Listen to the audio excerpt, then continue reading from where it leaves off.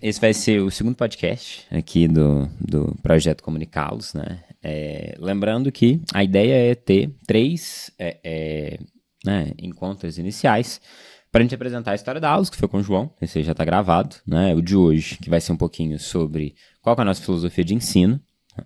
E um terceiro, né, que a ideia é falar do modelo de negócios, ok? Então, hoje, para falar, né, de como que é o ensino aqui, como que isso funciona, para a gente bater um papo, tá o Arthur e o Bernardo, né, convidados aqui Prazer. da vez. E aí, vamos direto para o assunto, assim, né? Eu acho que a estrutura de como que a gente faz as coisas aqui na Alus, desde o início, na verdade, né, é estruturada em cima daqueles 5 pilares, né? E aí, eu acho que vamos usar isso daí de né, linha guia. E, enfim, vou trazendo aqui para vocês vão comentando. Um primeiro, que eu acho que é o que chama a atenção, inclusive, das pessoas quando as pessoas entram em contato, é o contato com a prática. Eu acho que esse é um dos pilares, assim, que é mais firme, que a gente tem mais concretamente acontecendo já, né? E aí dá para dividir entre a parte de prática deliberada e a parte de prática clínica mesmo atendendo, né? Enfim, acho que um primeiro tópico é você falar um pouquinho sobre a importância disso. Eu vejo que esse é um dos principais diferenciais da ALUS também, principalmente em relação a outras instituições de ensino, porque a prática é muito pouco explorada, né, dentro da psicologia, pelo menos nos modelos que a gente conhece. Até existem alguns institutos que vão trabalhar mais com essa parte prática, mas no geral é um diferencial da ALUS, né? Então, na faculdade, por exemplo, pelo menos na nossa experiência, foi de aulas muito teóricas e meio que você é jogado na prática de uma vez em um estágio ou coisa assim, e mesmo assim o estágio não traz uma experiência plena do que seria a prática, né? Então, não tem muito bem um treinamento, nem uma forma de você ir aprendendo gradualmente, né? Geralmente você só vê a teoria, não sabe transpor exatamente a teoria para a prática, e o que acontece é que você é jogado na prática sabendo a teoria, mas sem saber fazer esse diálogo entre os dois, né? E é como se fosse assim, né? Os professores apostam muito em conhecimento teórico, nesse saber específico, e pouco se fala sobre habilidades clínicas que são fundamentais independente da abordagem, né? Então, a gente não tem contato com isso. Foi posteriormente que a gente foi descobrir uma literatura que abordava esse assunto de uma maneira bastante metódica. Então, a gente tem investido bastante nisso aqui na Alus e os resultados, né, têm dado bastante certo. Assim. Eu acho que para começar a sistematização, assim, né, e eu acho que é legal a gente fazer o contraste entre como que as coisas são aqui, qual que é o modelo mais clássico de ensino, né. Acho que o primeiro elemento que é interessante é a ordem, né. Então, normalmente, quando a gente vai para o ensino clássico, a ordem é primeiro teoria, depois prática, né. Ou pelo menos as coisas que são um pouco mais acadêmicas a gente vê nessa ordem, né? E essa é uma ordem profundamente problemática. Porque se você for observar o processo de construção do conhecimento, ele é prática primeiro, depois teoria. Qualquer clínico que desenvolveu uma abordagem terapêutica, ele primeiro foi à clínica e depois sistematizou isso, né? O contato empírico, né, é o que muitas vezes vai te dar os insights, né, e vai te permitir um pouquinho não ser excessivamente sistemático na hora de produzir a teoria. Então, eu acho que esse é o primeiro recorte que dá para pensar. Sempre que é possível, né, e claro que imperativos éticos e etc., né, tem um papel aí, mas sempre que possível, é muito mais interessante você ter um contato primeiro e depois sistematizar aquilo que você viu. Primeiro explorar e depois sistematizar, né? Então, se eu estou aprendendo, mesmo que seja uma aula teórica, esse é um elemento que pode estar presente, né? Porque você pode começar tendo a experiência de como que é aquilo, né? Ou visualizando um caso concreto, e aí, junto do professor ou da pessoa que estiver guiando ali o estudo, vocês vão sistematizando como que o autor foi resolvendo, né? Então, o aprendizado baseado em problemas, né? Ele tem um pouquinho um pé nisso. Então, acho que esse é o primeiro recorte que a gente pode colocar de diferença. O que vem primeiro? É teoria ou é prática? E quando que dá pra gente articular esses dois em termos de ordem mesmo, cronológica de... Sim. Um ponto que eu acho que eu queria ressaltar, né, nesse sentido, é sobre a importância da prática no sentido da gente conseguir fazer a abstração de conceito, né? Então, os teóricos, eles, como você mesmo disse, tiveram que entrar em contato com uma variedade de casos e a partir dessa observação desses casos, empiricamente, eles conseguiram abstrair conceitos que foram formulando as teorias deles, né? Então, a gente entende aqui na ALUS que essa ordem que a faculdade prega muitas vezes, né, da teoria vir primeiro, depois você ir para a prática e atender os seus casos na clínica e escola, é um pouco problemática justamente por isso. Teoria não é espelho da realidade, né? Então a teoria é muito mais uma ferramenta, um instrumento que você utiliza do que a representação daquilo que acontece de fato. E dá até para trazer uma crítica nesse sentido, né, de que saindo da teoria para a prática, na hora que você chega na prática, é bem capaz de você tentar encaixar o que você viu, os fenômenos que você observou dentro da teoria, mesmo que de maneira meio, né, que não faça tanto sentido assim. Então, pensando até nesse trabalho do estágio, é muito comum que o aluno de psicologia vá para a supervisão e conte uma narrativa de como foi o atendimento dele. Durante esse momento, muitos pontos teóricos são colocados de maneira que talvez não tenha acontecido assim na prática ou de uma maneira que ele estruturou depois, né? Então, a gente vê esse movimento também no próprio relato de caso clínico dos estudantes na supervisão, em que se coloca a prática a partir da teoria que foi observada, porém, muitas vezes isso não está com um diálogo que de fato existe, né? Muitas vezes é uma narrativa que é feita em cima do caso que foi feito na prática. E aí o professor não tem nem muito como dar feedback nesse sentido, porque ele não observou o que o aluno fez, né? Então, tem muito esse foco teórico que não é direcionado, de fato, para uma construção na prática que vai ter uma melhora das competências do estudante, por exemplo, uma melhora de como ele atende, né? Vai ser muito mais voltado para esse aprendizado da teoria, né? Então, o que eu vi na teoria ali na aula do meu professor, eu consigo observar na prática. Mas será que tem algo também para você aprender com essa prática, né? Que não fique somente rememorando essa teoria que foi aprendida, né? Aqui eu acho que tem 2 elementos que precisam ser explorados, assim, disso que você trouxe, Bernardo. Um primeiro elemento que é interessante da gente pensar é o seguinte, que é essa dificuldade de abstração, né? E até que ponto o próprio supervisor não está impedindo essa abstração de acontecer, né? Então, quantas vezes o aluno ele vai apresentar para o supervisor, né? E aí os supervisores, às vezes aqui na aula, são terceirizados, e aí tem um período de adaptação ao modelo que a gente usa, né? E a ânsia do supervisor é a de ajudar a pessoa naquele caso específico, né? Enquanto muito mais interessante do que isso é fazer uma leitura de qual foi a dificuldade do aluno naquele caso específico, mas que a intenção seja um trabalho com a habilidade que está precisando ser trabalhado com o aluno, né? Então, se a pessoa teve dificuldade de interpretação no caso que ela está atendendo, entregar para a pessoa a interpretação é muito menos interessante do que identificar isso e fazer um trabalho de estudo da interpretação, né? Para que justamente a pessoa tenha a oportunidade de generalizar esse conhecimento. Perfeito. Porque é isso que acontece muitas vezes, né? A pessoa ela recebe até um feedback, né, durante a supervisão, só que tem isso, né? Esse feedback ele é um pouco enviesado, porque o comum, ou o mais comum, é a pessoa só contar o que aconteceu para o supervisor. Ele se torna uma ficção, portanto, né? Exato, né? E em não sabendo que é uma ficção, você não sabe trabalhar. Porque ao ter consciência de que é uma ficção, você pode trabalhar como sendo uma fantasia do analista sobre o caso. E aí tudo já fica um pouco mais interessante, né? Então tem esse problema. E o segundo é de que muitas vezes o supervisor está tentando auxiliar o clínico e não identificar pontos para melhora para fazer esse clínico treinar esses pontos específicos. E um outro elemento que eu acho que é interessante, para se falar do papel da teoria, é que a gente não pode esquecer, né, da famosa premissa de que a teoria, no fundo, ela é um escudo. E muitas vezes isso a gente precisa estar muito consciente disso, né? E o que eu quero dizer quando eu digo que a teoria é um escudo, né? Até que ponto a gente não produz teoria psicológica não para compreender os fatos, mas para nos defender dos fatos, né? Para usar a linguagem, né, do Freud, do Jung, né, nas discussões que eles tiveram no início da construção da psicologia moderna, até que ponto a gente não sistematiza as coisas por uma angústia que a gente tem de não saber o que o inconsciente é, né? Na primeira versão, por exemplo, né, da psicologia analítica do Jung, ele vai chamar de complexo, e a definição de complexo chama complexo porque eu não sei o que é mesmo, né? E a partir né, não só do desenvolvimento que o Jung dá para as obras dele, mas principalmente que as pessoas que o sucedem dão, cada vez mais esse conceito ele vai deixando de ser um conceito limítrofe negativo, ou seja, que é algo que eu desconheço sobre o fenômeno, e passa a ter um significado. O complexo passa a ser alguma coisa, e não um nome que eu dou para algo que eu não compreendo. Então, essa é a tendência da teoria, inclusive. Cada vez mais a gente se munir dela, porque imagina a angústia que é chegar por um caso e genuinamente ter que ouvir a pessoa. E genuinamente tem que pensar, tem que formular uma psicologia do zero, no fundo. Que é o que a complexidade da psicologia muitas vezes convida a gente a fazer. Então, acho que esse é um outro elemento, assim, que ele é interessante, né? Para ser trabalhado.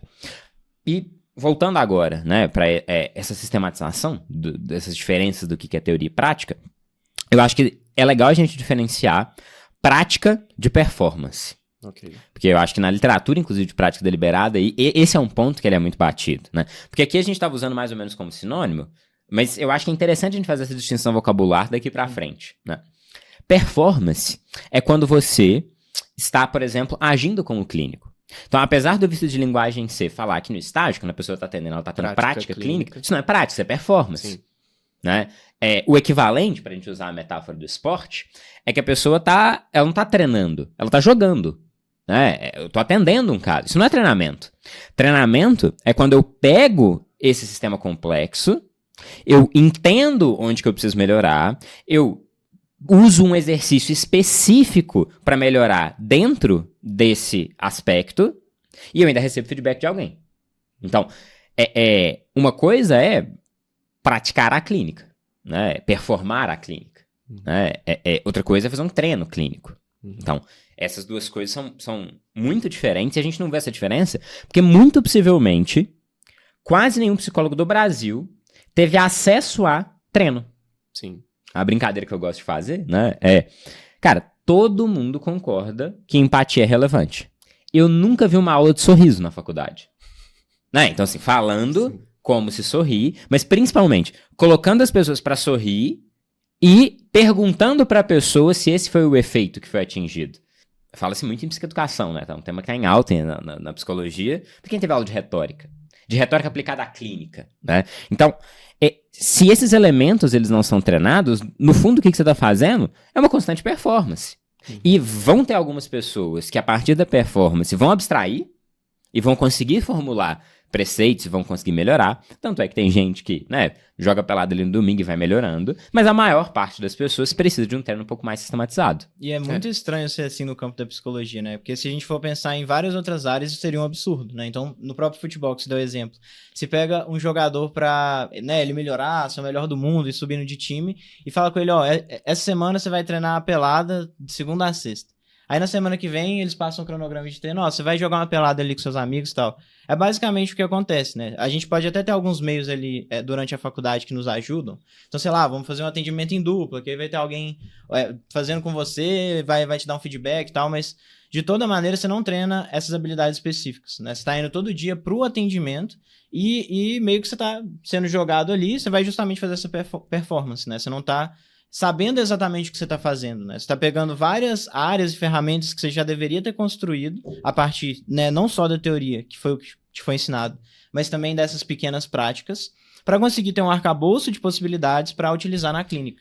E o problema é a não visualização também, né? Nesse sentido. Quanto você está atendendo, você não consegue realmente ter uma noção e uma perspectiva interessante e precisa daquilo que você realmente está fazendo enquanto você está performando. E como a gente não tem esse tipo de situação onde pessoas de fora estão vendo você atender ali e te dando feedback, fica muito difícil de você entender o que você precisa melhorar, né? Quais são as habilidades clínicas que você precisa de fato melhorar, né? Então, a gente tem tanto o problema dos profissionais não terem o contato com o treino especificamente, quanto também essa falta de visualização. Então, cada vez mais... E falta de pesquisa, porque... Quais são as habilidades clínicas relevantes, né? A gente se misturou aí e tentou aprofundar dentro dessa literatura.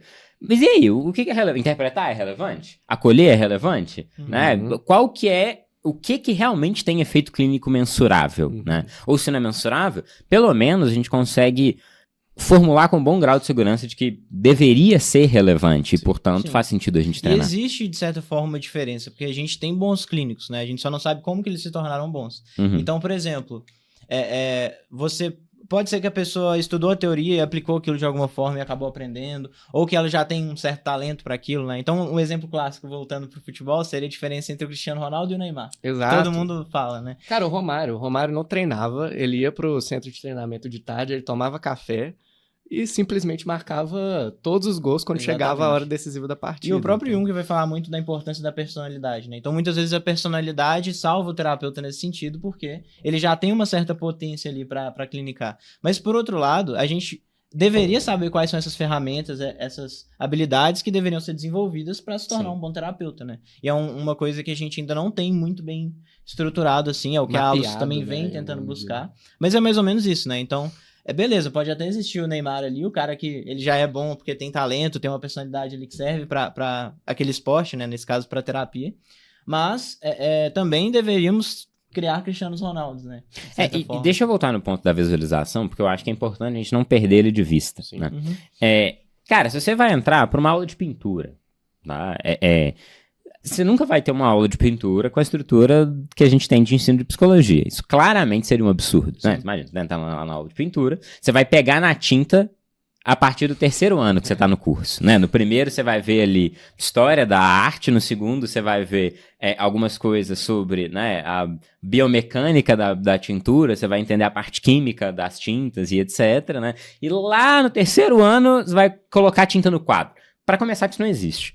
Mas principalmente, obviamente, além de tentar fazer e receber feedback, a visualização é fundamental. Sim. Né? Então, quando você está aprendendo a pintar, você constantemente vai estar observando pinturas de artistas, você vai estar tentando reproduzir coisas que as pessoas estão fazendo. Isso até na própria música. Eu já participei de conservatório, você tem, por exemplo, a teoria musical junto com a aplicação prática. Eu lembro que quando eu ia, inclusive, falava, pô, esse negócio de teoria, da parte da teoria é muito chato, sabe? Eu queria já ir para a prática direto. Mas aí, com o tempo, você vai começando a juntar os dois. E eu acho que na psicologia funciona um pouco assim também. E para fechar o ponto da visualização, que oportunidade que as pessoas têm de ver um bom clínico atuando. Né? Então, existe o ditame, né? Entre algumas correntes da psicologia, que não dá para formar um analista sem ele ter passado por uma boa análise. Né? Isso é verdadeiro em pelo menos metade das abordagens da psicologia. Né? Mas por que as pessoas colocam um peso tão grande nisso? É porque para a maior parte das pessoas, a única oportunidade que elas têm de visualizar o que é a clínica é na própria terapia. É na própria terapia. Exato. Né? Um ou outro vídeo velho, assim, com a qualidade péssima, de algum autor americano meio maluco que gravou o atendimento. Tanto que no início a gente abusou do caso Glória aqui pra representar. Pra ter alguma coisa, exato. E depois você vai montando o seu próprio material, né? E eu acho que essa é uma das coisas que é interessante, mas para falar disso eu tinha que abrir o parênteses de quem que é o Miller, né? Mas vou falar primeiro, depois a gente abre o parênteses. Que quando eu fui comentar isso com ele, eles trabalham muito com benchmarks internacionalmente, né? Ou seja, existe um exercício que você vai fazer para melhorar uma determinada capacidade clínica sua, e esse exercício ele tem uma resposta, tá? Então você vai fazer um exercício de, por exemplo, empatia em situações difíceis. Então você tem o texto do que o paciente falou, você tem que responder a esse texto, e você tem um gabarito, né? E eu comentei com ele, falei assim, olha, me parece impreciso a ideia de um gabarito, faz muito mais sentido o sistema dinâmico de um grupo, né? Ou seja, emergir da própria noção e intuição das pessoas o que é o correto a se fazer naquela situação específica. Porque, no fundo, não existe relação terapêutica certa ou errada. Você pode muitas vezes ser irônico, você pode muitas vezes ser um pouquinho babaca, e isso pode perfeitamente funcionar, como pode não funcionar, né? Inclusive, existe um estudo, para não falar que não existe, tem uma revisão sistemática sobre uso de banter e irony, né? Ou seja, né, de cutucadas um pouco mais firmes, de ironia, de sarcasmo, enfim, né? Em terapia. O estudo é um lixo, tá? É uma porcaria, muito, muito, muito mal feito. Porém, a conclusão dele, apesar de que isso não significa muito porque o estudo foi mal feito, é a de que, na média, funciona mais, tá? Então, a relação terapêutica que cutuca, ela tende a ser um pouco mais efetiva do que uma relação terapêutica um pouco mais passiva, né? E a gente tem outras evidências assim, mais secundárias e tal. Então, assim, certeza não há, o estudo é ruim, né? E né? Apesar de ser uma revisão, mas é uma revisão mal feita. Mas o ponto é que, intuitivamente, é meio óbvio. É uma forma de comunicar humana, é meio natural que ela sirva para alguma coisa clinicamente. A pergunta é, como é que eu sei se funciona ou se não funciona? Num pedaço de papel que dá a resposta para o exercício? Então, faz muito mais sentido se você construído coletivamente, E né? só de pensar na separação dessa ideia, né, dessa habilidade. Então, você pensa na ideia de confronto, por exemplo, dessas cutucadas que você pode dar. Você já criou uma categoria ali de algo que você pode treinar. A partir disso, você começa a treinar. Então, eu vou começar né, fazer alguns roleplays, testar aqui essa ideia de confronto com mais potência, né? Tentar fazer isso com mais frequência na clínica e tudo mais. A partir disso, você sai para outras ramificações disso também, né? Então, em quais contextos que isso funciona melhor? Qual a melhor forma de eu fazer isso? Eu tenho que ser caricato? Eu tenho que fazer isso de uma forma mais velada? Então, você começa a também desenvolver as habilidades suas enquanto clínico a partir dessas competências que você extrai do próprio trabalho clínico, né? Se você não tem uma visão para isso, acaba que fica sempre na mesmice, né? Então você fica pensando, tem alguma coisa errada no meu atendimento, o feedback do meu paciente talvez está negativo, mas eu não consigo entender por quê, né? Exatamente, né? Eu acho que também é fundamental a gente separar conhecimento de, vamos dizer assim, habilidades, né? Então, esse é um ponto também fundamental. Então, é complicado a gente também pensar em generalização de certas condutas na clínica, porque cada caso vai ter uma demanda diferente. Então, às vezes, você está treinando uma certa habilidade e você chega a uma conclusão. A gente pode ser empático dessa forma, por exemplo, né? E existe um gabarito, uma resposta certa de como ser empático. Dependendo do caso, pode ser que essa resposta não seja tão interessante assim, né? Então, o que a gente está conversando aqui, eu acho que é muito importante para ressaltar isso. O conhecimento, ele é algo que você toma para si, é algo mais permanente, mas isso é diferente da habilidade. A habilidade ela é um pouco mais flexível nesse sentido e adaptável. Ela tem que ser dessa característica, porque senão ela não consegue se sustentar, vamos dizer assim. E esse é um problema classicamente medieval, inclusive, né? O problema de toda montaria é que ela pode ser cavalgada até a sua morte, né? Esse é o grande problema luciferiano do conhecimento, né? Que a partir do momento que você se apaixona por aquilo, né?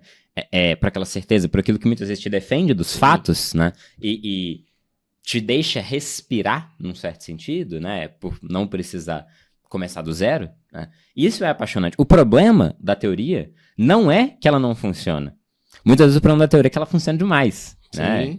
E aí, para quem tem um excelente martelo, começa a haver muita coisa que não é prego como prego. E aí a gente vai entrar no lado da experiência clínica como algo que... Eu acho que esse é um tema que é interessante, assim, nem entrar nessa daí, A mas... ideia até do leito de Procrusto, né, que a gente gosta de usar também. Sim, perfeito, né? Para quem não sabe, né, o mito de Procrusto é um mito bastante famoso da mitologia grega e tal, que era um cara, se eu não me engano, ele recebia os viajantes na casa dele. Ele era um anfitrião. O anfitrião, ele recebia os viajantes na casa dele e ele tinha uma certa... Uma cama. Uma medida para o leito específica. Só que aí, muitas vezes, os viajantes eles não cabiam, né, nessa cama. E aí, para resolver o problema, ele basicamente amputava os membros desse viajante. Ou estendia. Quando ele era pequeno demais, quando né? Era pequeno ele demais, estendia, quando era grande, amputava ali uns dedos, um pé. É um trabalho que alguns psicoterapeutas fazem, se a gente for pensar nesse sentido da teoria, assim. Exatamente, né? Quando você se apaixona, né, pelo conhecimento, pela teoria, você corre o risco de amputar os casos, porque você, de certa maneira, distorce o fenômeno clínico para caber naquilo que é o seu conhecimento teórico. Então, eu tenho que atender uma pessoa e eu preciso achar qual que é a crença central aqui, qual que é a dinâmica dos esquemas aqui, não sei o quê, sendo que, no fundo, não é isso que está sendo pedido. E esse é um problema da psicologia, ela se sustentar em abordagens, né? A gente pode falar um pouquinho disso quando a gente for falar de hermenêutica, talvez, acho que é um espaço mais interessante, né? Porque vai ser um dos pilares mais para frente. Porque, no fundo, existem tipos de interpretação diferentes, né? Então, você pode fazer uma interpretação cujo objetivo é compreender o que o autor estava querendo dizer. Então, essa é uma pergunta que é válida. Eu posso me perguntar qual é a maneira da psicanálise de interpretar tal caso. Essa é uma pergunta válida. Que a resposta ela se encontra necessariamente nos escritos do autor. Uma pergunta completamente diferente é qual que é a interpretação que mais ajuda meu paciente. Então, em um tipo de interpretação, o objetivo é compreender a intenção do autor, a transmissão do conhecimento do autor. No outro, o objetivo da interpretação é performático, né? E isso vale para textos, né? Mas vale para a clínica. Então, no texto, eu posso estar me perguntando qual que é a intenção do Machado de Assis na psique do Bentinho? Essa é uma pergunta. O que o autor quis me transmitir? Né? Outra pergunta é qual que é a interpretação mais legal para a obra? Qual que é a interpretação que é mais interessante? Qual que é a interpretação que me deixa mais triste ou mais feliz? Que é um tipo de interpretação performática. Sim. Né? Onde você imprime uma percepção ali na obra e não tenta compreender qual que é a intenção específica. Isso, né, como os italianos diriam, é por via de porre, colocando alguma coisa e não por via de levere, retirando o sentido que lá está. E tem uma terceira maneira, inclusive, que é buscando a verdade. Que é a maneira clássica, inclusive. Se eu for voltar aí uns 500 anos em quem discutia hermenêutica, é isso que eles vão dizer, né? Então, que o objetivo de uma interpretação é encontrar a verdade. E olha como é que é diferente. Eu encontrar o que é melhor para este paciente, essa é a intenção da minha leitura do caso, eu entender qual que é a maneira freudiana de olhar para esse caso, e eu entender o que é a verdade. São 3 empreendimentos completamente diferentes. Né? E esse é um dos problemas da psicologia, ela ser calcada em abordagens, né? Que muitas vezes, quando não cabe, as pessoas fazem esse tipo de interpretação, né? E a pessoa vem, né? A despeito de não ser um dos supervisores da aulas, as pessoas me têm um pouco como referência e vêm perguntar sobre casos pra mim. Ô Alan, como que eu interpreto lacanianamente esse caso? Eu respondo, você interpreta, né? O lacanianamente pode vir ou não, mas se você já definiu que a sua interpretação é lacaniana de base, de pronto, você não tá interpretando. Você já fez o leito de Procusto ali. Exato. Já tem a caminha ali medida. Você já violentou os fatos pelas suas premissas. Isso é um tipo de investigação que é diferente. E que tem a sua validade. Porque, às vezes, a discussão ela é o que o Jung achava sobre ânima. Qual que é a opinião do Adler sobre poder? Outra pergunta válida é qual que é a realidade? E outra coisa também que é importante é que isso não significa que você tem que necessariamente misturar abordagem ou coisa do tipo. Até porque eu acredito que é mais interessante que a pessoa saiba interpretar a partir da ótica de algum autor do que não saber interpretar totalmente, né? Então, ela interpretar a partir das projeções dela ou do senso comum. Então, não significa que a interpretação lacaniana não é importante, mas que justamente se prender a esse tipo de interpretação, sendo que você conhece outras possibilidades ou é capaz de pensar, talvez por esse tipo, mas coisas que seriam mais interessantes para o seu paciente, também é válido, né? Sim. Exato. Mas aí, tem um quê de cinismo nisso, de pensar um pouquinho a abordagem, que é o seguinte, a Associação Americana, né, de Psicologia fez uma vez uma pesquisa para saber quantas pessoas de verdade usam uma abordagem, tá? Então, os dados não são do Brasil, mas a gente pode fazer uma regra de 3 básica, tá? 2%. 2% diz que de verdade tem uma abordagem só, não mistura. Quando eu tô falando não mistura, Lacan é Lacan, Freud é Freud. Aaron Beck é Aaron Beck, Judith Beck é outra autora. Né?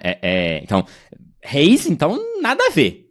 Eu tô falando assim, uma pessoa que, de fato, fielmente segue uma abordagem. E 2% é que fala que faz isso. Foi self-report, né? Se você for lá conversar com a pessoa, porque eu já tive essa experiência, eu conheço muita gente que se acha profundamente lacaniana, você vai ouvir a pessoa falar, a pessoa tem a mínima, assim, não no sentido que ela não entenda da teoria, mas a natureza do curso de psicologia força você, ou, sem perceber muitas vezes, a fazer uma mistureba que não tem nada a ver. Porque a pessoa ouviu uma coisa interessante do professor de humanista sobre relação terapêutica, que não tem nada a ver com a teoria que ela se propõe, né? Ou ouvir um determinado raciocínio do professor de comportamental e as pessoas elas vão fazendo essa amálgama. Então, isso é muito comum, inclusive, da gente ver quando a pessoa chega na aula, né, para os nossos grupos de prática clínica ou até para a própria avaliação, a gente ouve a pessoa e no final pergunta qual que é a abordagem que você mais gosta e tal. A pessoa fala assim, é psicanálise. Pô, achei que isso era da TCC. Isso acontece muito. Assim. Exato. Mas isso tem a ver com visualização, cara. A pessoa ela não como ela não sabe o que é a clínica, às vezes ela é atendida por uma pessoa que é humanista, e aí ela enxerta todas as coisas que ela não sabe como que deveriam ser em psicanálise, com o jeito que a analista dela faz, né? No caso, ele é terapeuta. É o parâmetro que ela tem. Exato. Então, Mas enfim, pra gente fechar esse primeiro pilar, porque a gente tá nele há muito tempo, eu acho que é interessante a gente só comentar um pouquinho da questão do Miller. Eu acho que é legal da gente trocar uma ideia sobre isso e tal. Contextualizando, então. O que aconteceu? Eu contei um pouco disso já, então, né, no primeiro episódio aí do podcast, da história da ALOS e de como que começou como sendo grupos de prática clínica, meio aleatórios, sem muita estrutura, e a gente foi estruturando com o tempo, né? E há pouco tempo atrás, né, então já tinham 7 anos para mais, assim, de grupos que a gente fazia, a gente entrou em contato com essa literatura, né, foi o Dan Joshua, inclusive, da BAPEB, que foi o primeiro que recomendou pra gente, né, achei interessantíssimos os livros do cara, né, escreveu pouco, então, assim, um final de semana tudo que ele tinha escrito, mandamos um e-mail pro cara, vamos participar de uma reunião, acho que você tá fazendo tudo errado e tal, que não sei o que, blá, marca uma reunião. E aí, isso é muito legal, porque a experiência internacional, e que cada vez mais está se consolidando, né? Então, não sei o quanto vocês estão a par desse tipo de coisa, mas, pô, eu fiquei sabendo que o Barlow desistiu do DSM. Então, assim... O Barlow? Exato. Ele givou. Ele já tá do time do Reis e etc. Pra quem não sabe, pessoal, o Barlow é um dos teóricos mais ligados a essa ideia de protocolo para transtorno específico, né? Então ele até tem um livro muito famoso que é Manual Clínico dos Transtornos Psicológicos. Que é a principal diferença, né? O que caracteriza uma psicologia baseada em evidências é muito compreender o método de tratamento, a abordagem mais eficiente, né? E ele basicamente givou, ele desistiu em vida. Essa eu não sabia. Raríssimo. Mas porra, é muito raro uma pessoa mudar de ideia, né? Ainda mais na idade dele, assim, tendo a vida inteira dele foi construindo isso. E ele falou assim, então, acho que a gente errou. Jogamos fora aí os últimos 40 anos de estudo na psicologia, vamos fazer diferente? Assim, né? E aí, eu não cheguei a ver se ele estava no time aí do transdiagnóstico, ou para qual time que ele tinha ido, assim, né? Mas eu achei muito interessante que isso estava acontecendo. E é um movimento, na verdade, que eu acho que dá para colocar que desde 2019 tá rolando. Então, assim, de prática deliberada ser o carro-chefe lá fora cada vez mais. Começando a virar mainstream. Né? E começando por cima. Isso é uma coisa importante, né? Porque, por exemplo, se a gente for pensar o movimento de práticas baseadas em evidência em todas as áreas, mas sobretudo na psicologia, ele é um movimento que vem de baixo. Quase todas as pessoas que tocam isso no Brasil ou são divulgadores científicos menores, né? Ou são estudantes de psicologia. Sim. Você não tem grandes acadêmicos que estão, né, fazendo essa defesa. Quer dizer, cada vez mais as pessoas vão se acoplando, mas não são essas pessoas que estão guiando o barco, né? Quem está guiando é estudante, é divulgador científico, são figuras menores. E internacionalmente é o contrário. Né? Internacionalmente o que você vai ter são essas grandes figuras que estão capitaneando esse movimento de mudança e na direção de... Então, gente, olha, até tem diferença entre abordagem para alguns transtornos super específicos, dependendo do jeito que você mede, mas assim... Então, a diferença entre um bom clínico e um mau clínico é gigantesca. Sim. E talvez a gente só tenha que gastar o nosso esforço entendendo como que o bom clínico estuda, o que ele faz, focalizar na figura do terapeuta e não necessariamente na abordagem e aderência a um tratamento específico. E o Miller é a pessoa que capitaneou esse processo, né? Então, o grande insight dele foi, mas peraí, existe uma psicologia do esporte e uma psicologia da excelência, a gente estuda há anos como treinar atletas de elite, e o treino de psicoterapeutas de elite não tem absolutamente nada a ver com nada que a gente faz para treinar em nenhuma categoria humana. Enxadristas não treinam assim, né? Tenistas não treinam assim, artistas não treinam assim. Ninguém escuta outra pessoa falar a opinião de autores velhos, né? Ou lê artigos e sai operando paciente, tipo assim, excelentemente bem, né? E sai fazendo uma baita de uma obra de arte, né? Se tem, é o gênio, né? Definitivamente o Romário, é o Messi, entendeu? O cara não precisou treinar especificamente para ficar bom. Traços de personalidade já o possibilitaram fazer isso. Mas uma coisa que é legal, e aí eu acho que é legal a gente pontuar um pouquinho as diferenças, né? Porque a gente chegou a conversar com o Miller, né? Então a gente marca uma reunião, né? As coisas que a gente faz, né? De uma forma ou de outra, receberam a benção dele, a despeito de discussões aí que a gente teve, né? E vários desses pontos de contenda, né, de discussão, eles foram interessantes, assim, sabe? Então, por exemplo, né, um dos problemas de prática deliberada internacional é que é chato pra caralho, né? E ele é perfeitamente consciente disso, né? Pô, o cara modelou o jeito que atletas de elite treinam, não é à toa que o clínico médio não quer treinar assim. Por quê? Porque é chato, é repetitivo, né? Poucas pessoas têm a personalidade que te leva a... né, 20 anos Fora de que basquete, você tá lá no início do Fora que jogo você precisa treinando. de uma amostragem de casos grande para você começar Sim. a coletar os dados, interpretar, avaliar, né? Então, essa parte da medida foi uma das partes que a gente mais discordou. E a exatamente. gente teve que refazer e tal. E isso nem era tanto com ele, era com o Chol, né? Que a gente não conseguia entrar em contato, inclusive, né? Sim. Então, a gente foi indiretamente mesmo, não foi o contato direto. E é interessante também porque a gente já tinha uma noção do porquê que a prática era importante, né? Até pelos próprios grupos que a gente fazia antes da ALUS existir enquanto instituição, a gente já tinha essa noção de que as pessoas gostavam mais dos grupos, então elas queriam essas dinâmicas mais práticas, queriam aprender vendo outras pessoas fazendo e fazendo também, e a gente fazia de uma forma divertida. E aí quando a gente olhou para a prática deliberada e viu, caraca, ele estruturou uma prática que de fato pode fazer alguma diferença, e que mostra essa ideia das competências, de profissionais que podem melhorar essas habilidades, mas é uma coisa chata, né? Então, o que a gente pode fazer com isso? É uma coisa chata e engessada, né? Tem o famoso exemplo da interpretação, né? Então, fui conversar com ele e eu apresentei para ele. Falei assim, olha, eu acho que tem um problema no seu modelo, né? O jeito que você chegou ao que é importante para um clínico foi olhando para a literatura. Só que tem um problema, essa literatura é rasa. Pouquíssimos estudos foram feitos e quase todos os estudos que foram feitos tentando separar esses elementos da prática clínica são sobre empatia. A gente quase só tem literatura sobre a importância da empatia, né? Então, por exemplo, a estruturação de caso, quase nada. Coisinha aqui, coisinha lá, entendeu? Então, você precisa cavucar muita literatura para achar, né?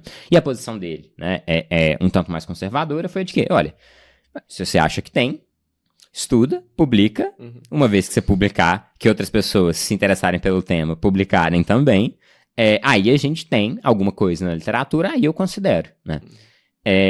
E, de um ponto de vista um pouco menos conservador, mas vamos pensar pelo princípio da razoabilidade, né? Eu desconheço um clínico que não acharia que interpretação é um elemento fundamental da clínica, né? Certamente interpretação é algo que pode ser treinável, né? A gente pode fazer o caminho inverso. E se a gente, ao invés de fazer o estudo para chegar à conclusão que interpretação é né, decisivo para a prática clínica, para depois introjetar isso no modelo, e se a gente monta o modelo já com isso e depois faz análise estatística considerando se esse foi o diferencial, né? Basicamente porque isso facilita o desenho de estudo, né? Estudo de componente é difícil de fazer. A despeito de ser trabalhoso, ensaio controlado atualizado é um pouquinho mais fácil, né? Fora que você não precisa que ele seja perfeito também, né? Então, tem essas facilidades. Vamos passar para o segundo pilar? Que falamos bastante de prática, né? Inclusive, um dos pilares eu vou apresentar ele de um jeito diferente, fazer uma surpresinha que vai ser o quinto. Então, assim... Tenho até medo quando ele fala surpresa. Ó, segundo, terceiro e quarto pilar, eu acho que dá pra gente apresentar quase que num bolo, assim. Então, seriam respectivamente, né? Hermenêutico, ou seja, trabalhar interpretação, né?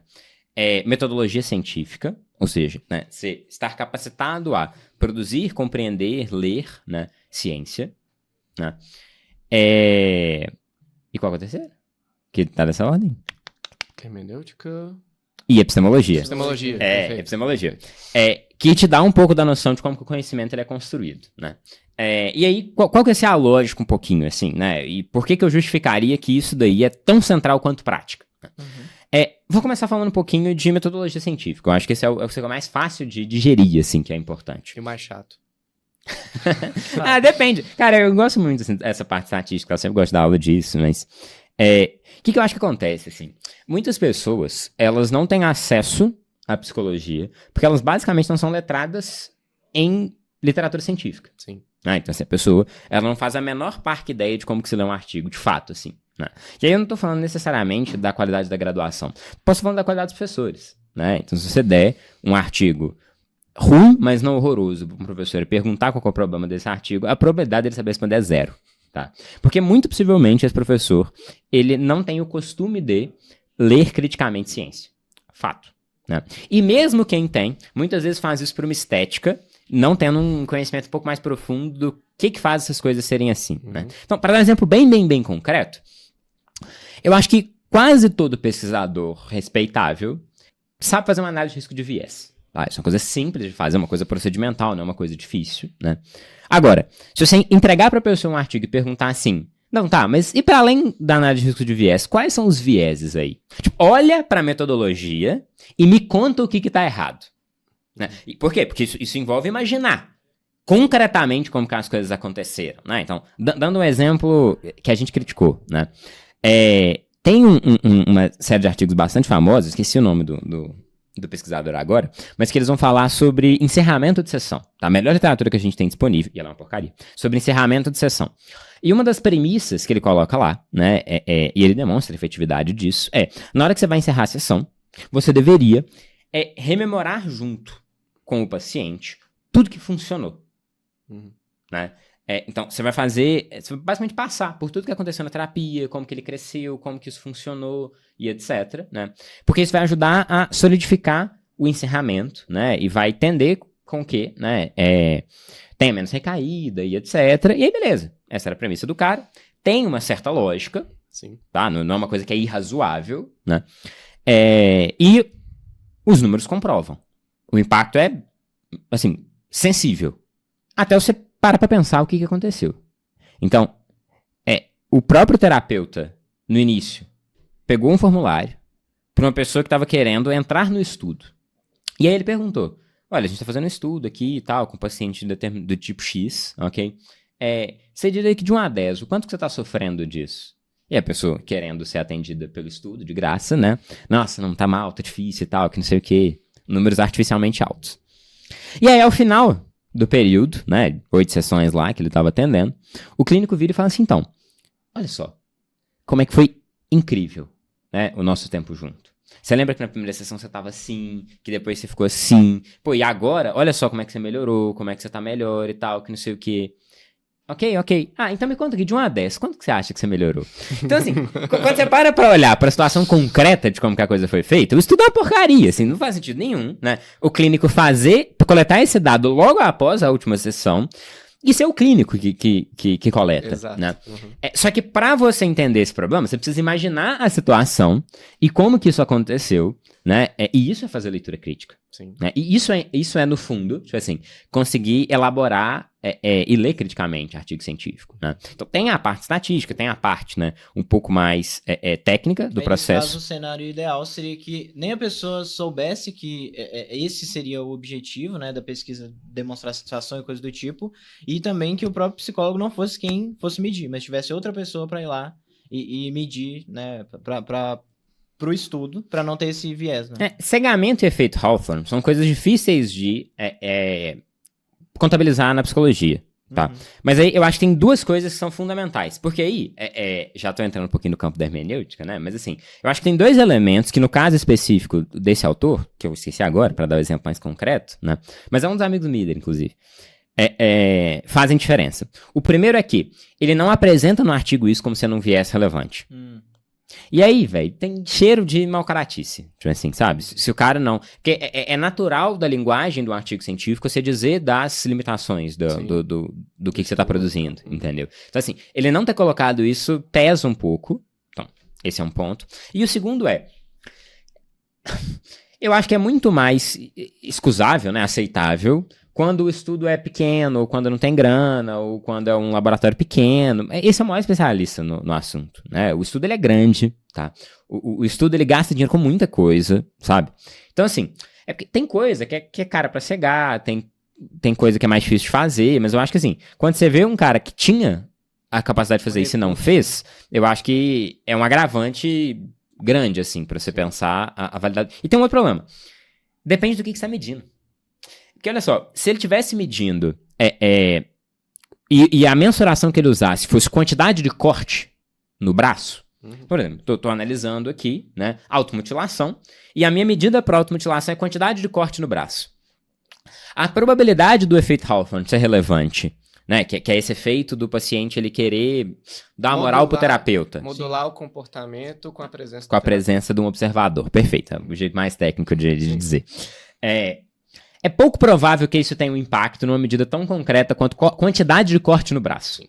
Né? Algo bem objetivo. E tem vários problemas com quantidade de corte no braço. Porque, por exemplo, se você conta quantidade de corte no braço, você vai imputar o número de cortes no braço na planilha. Mas, por exemplo, se o corte foi profundo ou não foi profundo, você não está imputando.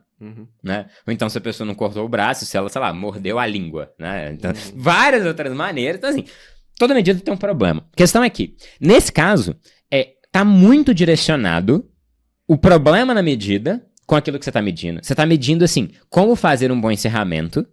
E aí, na hora do encerramento, você basicamente está usando de um efeito espúrio para gerar o efeito. Então, aí não dá para salvar, entendeu? Mas é isso, assim, se você for ler rigorosamente, não dá pra salvar nada em psicologia. Então temos esse problema, assim, né? É quase que natural, assim, de uma ciência nova, né? Então tem 100 anos aí a psicologia, mas no fundo, a cada meia geração ela tá começando do zero. Então, assim, né? Tem 100 anos de psicologia? Tem, mas tem, né? Assim, então, no sentido de que tem alguma coisa, o que hoje são os junguianos com quem era os primeiros discípulos do Jung, né? As psicologias são um pouquinho mais recentes, elas são recentes, assim, né? E mesmo isso, não tem muito uma continuidade, né? Não se constrói tijolo sobre tijolo na psicologia. Mas, enfim, o ponto era aprender ou ser letrado o suficiente para pegar um artigo científico e ler. Mas eu sou psicanalista e psicanalista escreve livro, não fica escrevendo artiguinho. Não tem problema. Não tem problema, né? Isso não significa que você não tem que ser letrado. Sim. Até para ler coisas que, né, contrapõem. Né? O próprio Schedler, por exemplo, é um psicanalista. Uhum. Né? E o cara, ele sabe bastante de metodologia científica, ele até criticou boa parte dos autores que estavam associados à prática deliberada, né? Alegando que eles estavam construindo bons argumentos, inclusive. Um castelo sim. de cartas. Uhum. Então, assim, até para você criticar, é fundamental que você entenda, que você seja letrado, né? Jonathan Chandler, para quem quiser procurar depois. Isso. E, assim, eu vejo muito hoje essas briguinhas, né, entre abordagens e tal, que muito tem a ver com disputa de mercado também, mas eu acho que boa parte dessas brigas também, elas são pautadas por um desconhecimento e uma ignorância de ambos os lados de como é que avalia uma evidência científica, como que você lê um artigo de uma maneira correta. Então, assim... Eu já vou aproveitar o gancho para falar do próximo pilar, que é hermenêutica. Perfeito. Tá? E aí eu vou dividir hermenêutica em pelo menos 2 campos, tá? Em hermenêutica clínica e hermenêutica literária. Né? Então, hermenêutica é uma palavra mais bonita para interpretação, né? Um pouquinho mais precisa, além de ser um pouquinho mais bonita também.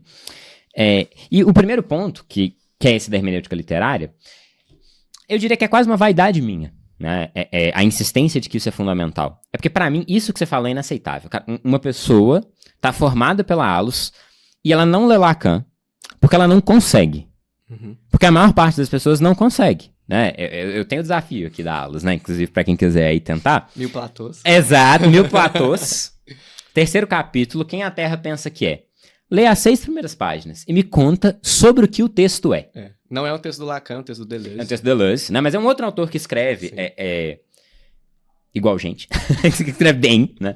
Mas é comum na faculdade até o próprio Freud, as pessoas leem alguma coisa sobre pulsão de morte e falam, pô, não tô entendendo nada dessa aula. O que é impressionante, porque o Freud é chato do quão óbvio é o jeito que ele escreve. Mas esse é o nível base da psicologia e é o que muita gente carrega. Então a pessoa forma, ela tem a possibilidade de clinicar, de trabalhar como psicólogo, e ela não tem a capacidade de interpretar um texto psicológico. Mas eu acho que parte né? disso também envolve, só fazendo um parêntese aqui, acho que parte disso também envolve uma dificuldade didática dos professores de ensino, assim, sabe? Parece que você entra na faculdade, você vai entrar em contato com uma abordagem, por exemplo, psicanálise. E o ensino de psicanálise é uma coxa de retalhos. Você não sabe onde começa, onde que termina, você tem que entender qual que é a ligação de um texto com o outro. É tudo muito confuso. Você muda de período, parece que o conhecimento que você adquiriu no período anterior não te serve de nada para aquilo que você vai aprender no período seguinte. Então, assim, é uma completa falta de ordem, de ordenamento, de didática mesmo. Mas, assim. Pra dar uma leve discordada, é porque eu acho que é fundamental a pessoa ter independência nesse caso. Eu acho que não dá pra você... Mas você acredita que um aluno de faculdade tem independência pra conseguir ordenar esse conhecimento que ele recebe? Eu acho que tem que ter. É que eu acho que você tem que ser ambicioso. Eu acho que o problema não é nem os retalhos que você tá colocando ali, mas justamente não ensinar a própria parte da interpretação. Ou no caso que a gente tava falando, como você pode treinar competências clínicas. Então tem muito mais a ver com dar ferramentas pra essa independência do que de criar um recurso teórico. Mas essas que a pessoa não vai ferramentas saber são dadas? Então, justamente não. Não. E não adianta você dar recurso teórico infinito, passar a bibliografia de autor, se a pessoa não vai saber ler aquele autor, não vai se interessar por ele. O meu ponto é, eu acho que por conta disso também, as pessoas elas também não conseguem ter motivação, tesão, vamos dizer assim, pra ler um texto de difícil. entrar em contato com um texto difícil e ler. E não adianta, por exemplo, explicar Édipo 5 vezes pra Não mesma adianta, turma que cara. tá com dúvida do que é Édipo, se a pessoa não consegue ler a parte do Freud Sim. sobre Édipo, não tem arcabouço pra isso. E aí o problema é que você coloca o aluno na posição do papagaio de pirata. Porque ele fica refém do professor ou do comentador, que vai explicar, muitas vezes, de um jeito impreciso, que não é denso, é o que tá só errado mesmo, Sim. a obra do autor, né? Então, para mim é fundamental que exista um esforço de ensino de hermenêutica literária. Eu acho que é fundamental que não importa o que você acha da psicologia, do que você gosta, se você não consegue pegar um texto do Jung, um texto do Deleuze, um texto do Lacan e ler, eu não entendo nada do autor, mas o autor escreveu, né, e o tradutor traduziu para português, né? Então assim, qualquer pessoa adulta deveria ser capaz de pegar e ter uma noção do que está sendo escrito, né? E o problema é esse, cara. É claro que envolvem conhecimentos de outras áreas e filosofia anterior, mas tudo isso vem também dessa noção do que é ler. Né? Ler não é simplesmente Mas quer ver um bom exemplo que eu gosto? Se você entregar um texto do Deleuze para o estudante de filosofia, ele entende o que o texto está querendo dizer. Tá, ele pode não entender tecnicamente um conceito ou outro, mas se eu pergunto sobre o que o texto está falando, ele corretamente me aponta sobre o que o texto está falando. E o cara que supostamente é especialista no assunto, ele desiste na segunda página. A experiência com autores difíceis assim é essa. A maior parte das pessoas acha que Deleuze, que Lacan são charlatões por pura burrice. Assim, e é pura. Até o Peterson falando disso, cara. Mas assim, ele pelo menos teve... agora que ele chegou nessa conclusão, né? Mas ele foi uns 5 anos falando que, né, tem duas opções, ou eu sou burro, ou o cara não tá escrevendo Lé Concret, né? Pelo menos ele admite a opção exato, existe essa opção. Talvez eu seja burro, entendeu? Eu acho que estar aberto a essa opção é uma prova de honestidade intelectual, assim, que é importante, sabe? Porque é isso, assim, sabe? E no fundo, é burro, né? não tem outra explicação, sabe? Porque... Pô, são autores que são muito interessantes, né? E cara, se você tá na dúvida, é só você se perguntar. Eu discordo do que ele tá falando ou não entendi. Se você não entendeu, olha, né? Possivelmente é porque você não entendeu mesmo. Essa é a explicação mais razoável. E eu acho que, assim, esse é um ponto que eu queria chegar, né? A questão da motivação, né? Porque, para quem não sabe, né? A gente viajou, né, recentemente para uma universidade para dar algumas palestras, etc., E é impressionante como que a maneira como a gente deu essas palestras gerou motivação nos alunos para estudar mais e eles acharam super interessante, inclusive falaram com a gente assim, pô, cara, vocês foram as melhores coisas da psicologia até agora que aconteceu e vocês não são dessa universidade. Então, assim, a gente se assusta muito com a falta de capacidade dos professores de gerarem essa motivação nos alunos também, sabe? As próprias respostas que a gente coletou sobre os grupos de estudos na época da faculdade apontavam para isso. Claro que tinha um certo viés também, porque a gente estava perguntando para pessoas que participaram dos grupos, né? E teve algum contato com a gente. Mas você lembra os dados? Eu lembro de cor. 161 alunos, né, de uma faculdade grande privada que responderam o questionário, né? E 161 desses 161 alunos consideraram os grupos de estudos superiores ao ensino na universidade. Sim. E a gente distribuiu esse formulário, tipo assim, botou QR Code, não foi um negócio metade, fechadinho. Para não falar que é metade, 48%, porque eu lembro desses números de cor, né, consideravam a experiência mais transformadora na universidade, contando com estágios, conexões, projetos de extensão, etc. Por isso que o meu ponto é importantíssimo a gente investir em ferramentas que ajudem os alunos a conseguir interpretar textos difíceis, como Lacan, etc. Mas, ao mesmo tempo, a gente tem que investir na formação de professores no sentido de fazer com que eles consigam transmitir essa motivação para os alunos. Eu lembro, cara, na faculdade, o professor Robson, de comportamental, ele dava aula em 40 minutos. Literalmente, ele não usava o tempo inteiro da aula, ele usava menos do que a metade, muitas vezes, do tempo que era permitido para dar aula. Isso, faz a denúncia citando o nome, parabéns, Bernardo. Eu não falei o sobrenome do cara? É um Robson aí. É um Robson. E, cara, eram literalmente as melhores aulas, e eu conversava com os alunos, meus colegas, eles falaram, cara, que aula transformadora. Porque ele sabia gerar a motivação nos alunos, cara. E eu acho que isso faz toda a diferença pra você conseguir ter a motivação também pra ler um texto difícil. E a gente volta também à crítica ao Scott Miller, né? Se você não gera motivação pra fazer o treino das competências, né? Para essas coisas que envolvem a psicologia, não adianta, né? Não a pessoa adianta. não vai buscar aquilo.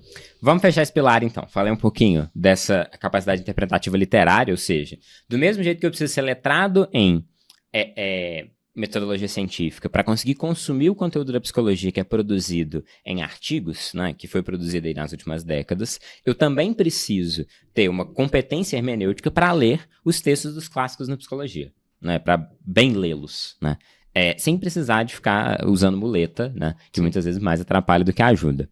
Agora, tem uma outra coisa, uma outra competência que é a hermenêutica clínica, tá, que aí eu acho que é menos uma vaidade, mais uma necessidade mesmo. Assim, eu acho um absurdo não existir aula de interpretação. No fundo, a gente vê isso como sendo um pedacinho secundário da teoria que a gente achou que escolheu. Né? Mas no fundo, e eu estava pensando com a Laura, inclusive, isso ontem. Juízos hermenêuticos é uma das espécies de cognição mais frequentes possíveis, né? Então, assim, se eu tô vendo alguém na rua e a pessoa tá vindo na minha direção e eu tô escolhendo se eu corro ou se eu continuo como se nada tivesse acontecido, isso é um juízo interpretativo. Eu tô olhando pra maneira da pessoa caminhar, pra como que ela olha pra mim, pra como que ela tá vestida, né? Eu tô me valendo de uma série de fundos de vividos, de preconceitos que eu tenho, né? De crenças que eu tenho da minha personalidade. E a capacidade de estar consciente sobre essas coisas é muito importante, ou pelo menos o mais consciente possível, né, em algum nível. Então, assim, você querendo ou não, você vai estar traçando hipóteses, seja de maneira consciente ou inconsciente, durante o seu atendimento clínico. Né? A questão é, o que você vai fazer com essas hipóteses? Você está prestando atenção nelas para saber, né, se realmente tem alguma coisa ali que vai fazer sentido. E até no que a gente comentou antes de levar o caso para o seu supervisor, né, durante os estágios. Você está trazendo certas hipóteses que você tem, sejam fantasias ou sejam coisas que você observou ali no fenômeno, para o seu supervisor. E seria importante que esse supervisor tivesse a capacidade de te apontar isso, né? Olha, como que você traçou essa hipótese, né? Qual que é a importância dessa hipótese que você traz? Quais são os problemas dela? Qual foi o caminho pelo qual você... O que acontece? O que acontece é o supervisor falar, não, vamos continuar ouvindo o que tem aí. Não, ou dizer, ou né? ele reproduz a maneira de interpretar que o autor disse. Exato. Né? E aí, de novo, voltando para aquela questão, dá para interpretar qual que é a intenção do autor, dá para interpretar o que é a verdade, né? E isso é muito importante, essa é uma diferença legal, inclusive, que as pessoas às vezes não notam, que foi um dos saltos da diferenciação de como a hermenêutica era estudada lá pelo século XV, que eram basicamente padres estudando, para a hermenêutica do século XX, assim, que eram basicamente juristas estudando. Porque um princípio fundamental da hermenêutica teológica, né, ou seja, do estudo bíblico, é a supremacia do texto ante a realidade. Então, se algo na minha vida concreta contradiz as escrituras têm a tendência a ter a primazia. Sim. Eu acho que eu estou sendo enganado. Né? É razoável, é prudente eu não acreditar no que eu estou vendo, porque eu posso estar sendo enganado pelos meus sentidos. Né? Mas claro que existe, né, o somnia de omissa, ou seja, existem esses fenômenos que adaptam e atualizam, né, a fé. E há também discussões a respeito disso. Sim, inúmeras. sim, exato. Mas assim, pra deixar simples, Sim, né? sim. A tendência é uma primazia do texto. Enquanto na hermenêutica jurídica, é sempre uma primazia do fato. Então, o juiz, ele sempre tem mais credibilidade do que a lei. Por quê? Porque ele está fazendo um juízo específico, atualizado para aquele caso concreto. Né? Então, se há uma discordância entre o julgado e a lei, a tendência dentro da jurisprudência é ficar com o julgado e não com a lei. Porque a lei ela não está atualizada. Né? Então, esse princípio da atualidade dentro da hermenêutica é uma especialização que dentro da hermenêutica jurídica surgiu para diferenciá-la da hermenêutica teológica, né? Mas que na clínica ela é muito importante. Então, assim, tudo bem, existe uma maneira com que o Freud vai descrever de como que se dá a interpretação de sonhos, né? Essa é uma maneira ex-cátedra, antes do contato com os fatos. Sim. Mas o princípio que deve reger a lógica clínica é o princípio da atualidade. né? Na dúvida, Freud está obviamente errado, porque ele não escutou o seu paciente, né? E esse é um problema. Por as pessoas elas não terem conhecimento sistematizado do que é interpretar, que era o ponto que eu estava fazendo, inclusive, deixa eu retomar aqui, que era, você faz juízos hermenêuticos o tempo todo. Você vê uma pessoa andando na rua, você está interpretando, né? Se você está lutando com alguém, você vai praticar boxe, ok? Este é um ato interpretativo. Você está olhando para como está a posição da pessoa, ou se a pessoa vai bater um pênalti, por exemplo. Você está olhando para o corpo da pessoa, para a posição dela, e você está interpretando de onde que vai vir a porrada, ou para onde que vai ir a bola, né? Quando você está flertando com alguém, você está interpretando. O que será que esse comentário quis dizer, né? Então, no fundo, o tempo... Quando você tá assistindo uma série, você tá pensando, o que será que esse personagem vai fazer? Você exatamente. também diz dessa interpretação. Então, o tempo inteiro, você tá lendo, você tá interpretando. Hermenêutica é uma coisa profundamente presente na nossa vida, mas que a gente é muito inconsciente do processo por trás. Porque a maior parte das pessoas não tem a mínima ideia de como que interpreta. Uma coisa engraçada, inclusive, é bem comum entre junguianos, né? Pessoas que estudaram Jung a fundo e tal... eu já ouvi esse relato de várias pessoas, não só meus, mas, por exemplo, tá vendo um filme ali com a namorada e tal, e aí você fala, no final esse cara vai fazer isso, né? E ela fala, tipo, não, óbvio que não tem como você saber isso. E aí no final acontece, aí eu falo, como é que você sabe, né? Isso tem muito a ver com essa questão da interpretação, né? Você saber, de certa forma, observar esse fenômeno de maneira consciente. Então, você tá vendo vários fatos acontecendo, isso dentro da terapia, dentro do filme, da série que você tá assistindo. E você pode escolher prestar atenção neles e construir hipóteses a partir disso, ou simplesmente não fazer isso e construir isso de maneira inconsciente. Né? Então, tem muito a ver com isso também, né? Seria importante, na faculdade, a gente treinar essa capacidade de construir hipóteses e de criar raciocínios mesmo de maneira consciente, para justamente ter caminhos, ter possibilidades do que você pode fazer a partir disso. Né? E aí vem, acho que uma palavra que você falou que merece ser sublinhada, é o grau de consciência que a pessoa tem disso. Porque para mim esse ponto ele é fundamental. Você deu o exemplo dos junguianos, né? Mas aqui poderia ser praticamente qualquer outra abordagem, né? Sabe interpretar. Não, mas assim, posso pegar um exemplo assim bem gritante. Pega alguém, assim, TCC clássica, Aaron Beck na veia. Essa pessoa obviamente interpreta o que o paciente... Obviamente essa pessoa interpreta o que o paciente está falando. Mas se você perguntar... Qual foi a chave hermenêutica que você usou para fazer essa interpretação? Por que você acha isso e não isso? A probabilidade da pessoa ter um grau refinado de consciência do porquê que ela tá fazendo isso, e principalmente ter esse segundo grau de abstração. Porque talvez ela até consiga te falar, olha, mas teve isso daqui que aconteceu e isso daqui que aconteceu. Você perguntar pra ela, mas e sistematicamente? Qual que é o método interpretativo da sua abordagem? Né? Quando o paciente conta alguma coisa, qual que é o processo que você usa pra saber se o que ele tá falando é X ou Y? Né? A probabilidade da pessoa ter um grau bom de consciência é pequeno, e normalmente quando a pessoa tem um grau de consciência, ela não tem um grau de consciência real, tem um grau de consciência teórico. Ou seja, ela consegue descrever o que ela deveria fazer numa situação hipotética. Mas se você pegar uma situação concreta e perguntar, o que você acha disso aqui que o seu paciente falou, no roleplay que a pessoa está fazendo, por exemplo? Eu acho isso. Mas por quê? Me conta o processo. Me explica, desenha, eu adoro essa pergunta, desenha pra mim a estrutura do seu método de aprofundar na questão. Então, o que você está fazendo? Isso é igual você falou da filosofia, né? Bem clássico da filosofia, tentar entender esse método por trás do pensamento. Eu lembro quando a gente fez aquele grupo faz um tempo de Kierkegaard, ele tinha muito esse raciocínio de explicar por que ele estava interpretando as coisas dessa maneira, né? E eu lembro que foi uma dificuldade muito grande para o grupo de tentar entender esse raciocínio, né? Esse de segunda ordem, né? Isso, de segunda ordem. A abstração do porquê que eu estou interpretando as coisas dessa maneira específica. Quais foram as premissas fundamentais que sustentaram esse raciocínio, né? Então, eu acho que, inclusive, né, dá pra gente pensar a epistemologia a partir desse assunto disso também. Porque sem você saber as premissas fundamentais, você não sabe o limite da sua ferramenta. Sim, evidente. Então, assim, para exemplos concretíssimos, né? É muito razoável a posição de que o paciente tem um acesso privilegiado à vida dele. Ou seja, que o paciente sabe mais do que você sobre a vida dele. Essa é uma posição razoável, né? Mas essa é uma posição unilateral. Obviamente, existem momentos, existem situações que você profundamente se desconhece, né? Não à toa, a maior parte das pessoas que são bons clínicos não vive a vida de maneira tão saudável.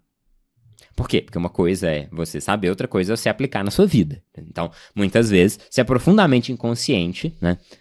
No sentido disso não tá na sua consciência mesmo, das coisas que te afetam. Então, se por um lado é verdade que a pessoa tem um acesso privilegiado ao que ela pensa, o que ela sente, etc. Por um outro lado, é a pessoa que está vendo de fora e, portanto, consegue imprimir uma alavanca, ou seja, não está tentando se puxar pelos próprios cabelos, né? Essa pessoa tem um ponto de vista privilegiado. Sim. Então, se o seu modo teórico ou se a sua inclinação clínica te joga de maneira unilateral para uma direção, não ter consciência disso é complicadíssimo. Complicadíssimo, né? Eu lembro que uma vez uma pessoa veio conversar comigo e ela estava falando, né, que existem abordagens que são melhores do que a outra, e ela deu o exemplo, né, de estudos que na época eram recentes, hoje em dia são um pouquinho mais velhos, falando que DBT é bem melhor do que a TCC clássica para borderline. E aí eu olhei pra pessoa, em tom jocoso, obviamente, né? Você precisa desse estudo, mas eu estava brincando ali naquela situação. Mas calma aí, você teve dúvida? Peraí, vou repetir o que você tá falando pra mim. Você tá falando que existe uma terapia cuja proposta, pra quando a pessoa não segue o exercício que você tá sugerindo, é persuadi-la um pouco mais. É racionalmente persuadi-la um pouco mais, né? Então, se a pessoa tá, por exemplo, com dificuldade de fazer o plano de ação, muitas das vezes o que você vai fazer é tentar persuadi-la, convencê-la de que o plano de ação é muito legal, né? Você pode mostrar as evidências de que ele funciona, você pode fazer numa escala menor para ver se ali dá algum resultado e a pessoa engaja em fazer um pouco mais, né? E aí, beleza. Ou seja, a sua proposta ela é calcada, ela é sedimentada em sugestão, em persuasão, em convencer a pessoa daquilo que você está propondo. E você está me falando que pessoas cuja descrição do diagnóstico é basicamente não seguir regra e não ser estável, não vão se dar tão bem com esse tipo de abordagem. Tipo assim, foi uma surpresa de que não deu tão certo, né? E assim, num certo sentido, óbvio que foi uma surpresa, tá? Porque fogo segura com fogo também, né? Então, às vezes, o que a pessoa que é desordenada está precisando é justamente de um pouquinho mais de ordenação. Então, claro que essa é uma hipótese que é válida do ponto de vista científico, mas no fundo não surpreende, né? Por quê? Porque se você sabe analisar as premissas que constroem as abordagens, você consegue ver de maneira um pouco mais clara o momento em que uma atualização ela é necessária. Não só isso, como você acaba com o pseudo-debate que existe entre as abordagens. Porque se você está discutindo, se você tem contato com as premissas fundamentais, não só da sua abordagem, mas das outras também, você entende qual que é a raiz que sustenta o raciocínio clínico de uma abordagem que usualmente você não tem contato. Né? E aí o que você pode fazer, e aí voltamos de novo para a questão da hermenêutica, né? Você pode, antes do contato com os fatos, ou seja, ex-cátedra, pressupor o que é mais razoável. Então, olha só, você tem essas duas maneiras de pontuar, né? Diante de uma contradição, deve-se fazer uma distinção. Você tem essa maneira de seguir e essa maneira de seguir. A lógica por trás dessas maneiras é essa, e ao ver as especificidades do caso que eu estou atendendo, me parece que é mais razoável seguir nessa direção. Mas quem vai dar a última cartada é sempre a próxima sessão. Exato. Ou seja, né, no fundo, você ter consciência das possibilidades dentro do campo da psicologia te permite formular hipóteses mais acuradas, ou formular contra-hipóteses para suas hipóteses, mas no fundo, o exercício ele é profundamente dialético, no sentido de que não adianta de nada ser um exímio formulador de hipóteses. Eu consigo pegar esse caso e eu consigo formular ele por 5 teorias diferentes. Excelente. Isso é um excelente passo para um bom clínico. Te permite ser verdadeiramente pragmático. Isso. Te permite ter a oportunidade de retificar as suas hipóteses. Ok, perfeito. Porque aí você tem uma plétora de hipóteses para escolher, né? Então, olha só. Eu acho que o caso está indo nessa direção, o que eu preciso fazer é isso. E aí, passa umas 3 semanas, tá tudo muito errado, né? Só que como você tem mais de uma ferramenta, mais do que só um martelo, né? Você consegue falar assim, parece, mas não é prego. E aí, você consegue formular de um jeito um pouquinho diferente, né? E aí, entrando mais formalmente, né, no gancho que você puxou, é por isso que estudar a epistemologia é fundamental. Né? A maior parte das pessoas, ela não tem a menor consciência do porquê elas fazem as coisas que elas fazem na clínica. Sim. Para dar exemplos concretos, né? Pensar numa abordagem aqui. Um que eu gosto muito. Estávamos falando de hermenêutica agora há pouco, né? Se você perguntar assim, mas me conta aqui, em termos de psicologia comparativa, qual que é a função do pensamento automático na TCC? E eu acho muito legal, porque, assim, pra mim é muito óbvio que é isso. Acho que depois que você explica pra alguém da TCC, é óbvio para a pessoa também, mas a pessoa talvez nunca parou pra raciocinar. A função é interpretativa. No fundo, quando a pessoa te conta um fato, ou seja, para usar o exemplo do Aaron Beck, que eu sempre uso, minha esposa saiu sem me dar tchau hoje. Esse fato nada significa. A chave hermenêutica que você usa é, mas o que passou pela sua cabeça nesse momento? Ah, putz, que ontem a gente farriou demais. E aí eu tô me sentindo culpado, porque eu acho que eu tô puxando ela pro mau caminho, ela sempre foi da igreja, blá, blá, blá.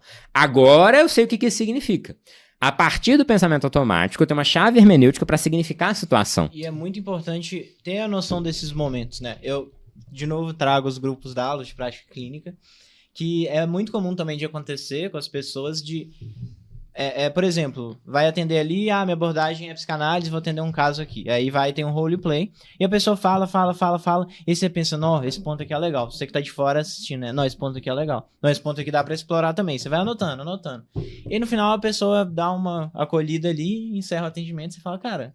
Por que você não comentou disso aqui? Você tinha alguma hipótese? Não, é porque eu ouvi na faculdade que tem que deixar o paciente falar, se expressar, a gente tem que acolher no primeiro atendimento. E aí ficou uma série... Que é um erro crasso, tá? Só pra ficar informado pra todo isso, mundo. Inclusive, é um exemplo dessas noções gerais, né?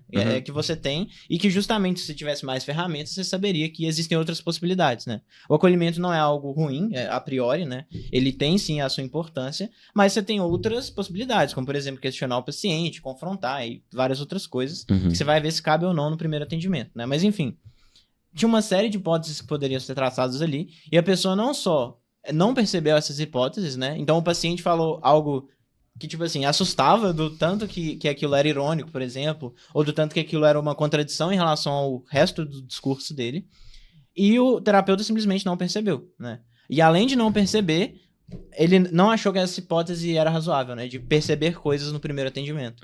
Então... é de extrema importância, né? Isso de entender as ferramentas que você tem, buscar mais ferramentas e observar esses momentos também de traçar hipóteses, né? Então... só para dar um contexto, para não ficar tão jogado assim, sobre isso de não ser uma boa ideia acolher no primeiro momento, né? Nem acolher nem anamnese, tá? Isso é talvez o erro mais comum da clínica, né? E esse é um bom exemplo, porque ele foi bastante estudado, e a evidência é clara e lisa, assim, não tem muito espaço para dúvida. E a lógica é simples, né? Se o paciente não sentir que aconteceu nada na primeira sessão, ele não volta para a segunda sessão. O objetivo da primeira sessão é fazer com que a segunda aconteça. Não existe nenhum tratamento que ele se encerra na primeira sessão. Exato. Portanto, muito mais do que compreender ou acolher ou qualquer outra coisa, você precisa engajar a pessoa no tratamento. E é isso que tem que estar na sua cabeça na primeira sessão. Exato. Senão... o seu taxa de evasão, né, dropout rate, vai ser altíssimo. E esse é o tipo de intervenção que basta a pessoa saber que melhora. Não precisa nem treinar, né?